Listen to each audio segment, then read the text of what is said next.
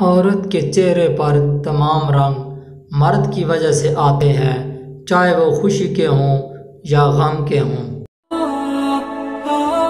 کہتے ہیں کہ عورت کا کوئی گھر نہیں ہوتا، مگر حقیقت یہ ہے کہ عورت کے بغیر کوئی گھر نہیں ہوتا۔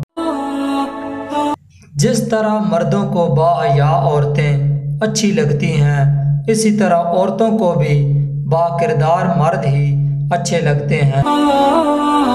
برداشت کرنا عورت کی فطرت ہے۔ اگر عورت برداشت نہ کرے تو بہت کم گھر آباد ہوں۔ عورت اگر خوبصورت ہونے کے ساتھ ساتھ پاگل بھی ہو تو اس سے محبت نہیں، عشق ہو جاتا ہے۔ عورت کی بدصورتی یہی ہے کہ اس کی خوبصورتی ہر کوئی دیکھے۔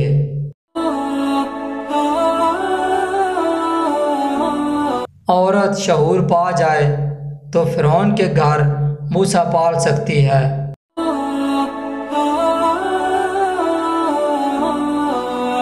عورت کی اصل خوبصورتی اس کی شرم و حیا، خوش اخلاقی اور اطاعت گزاری میں ہے۔ اگر یہ نہ ہو تو حسین سے حسین عورت بھی اپنی نافرمانی، بد کلامی اور بد اخلاقی سے بدصورت لگنے لگتی ہے۔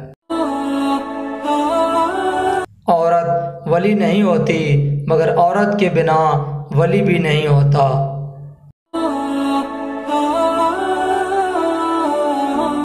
مکان تو سامان اور اینٹوں سے بن جاتے ہیں، لیکن گھر بنانے کے لیے نیک عورت کی ضرورت ہوتی ہے۔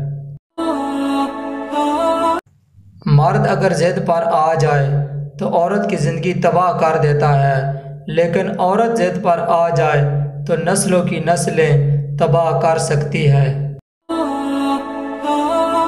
ایک بری عورت بے شمار مردوں کو گمراہ کر سکتی ہے، لیکن بے شمار مرد ایک نیک عورت کو گمراہ نہیں کر سکتے۔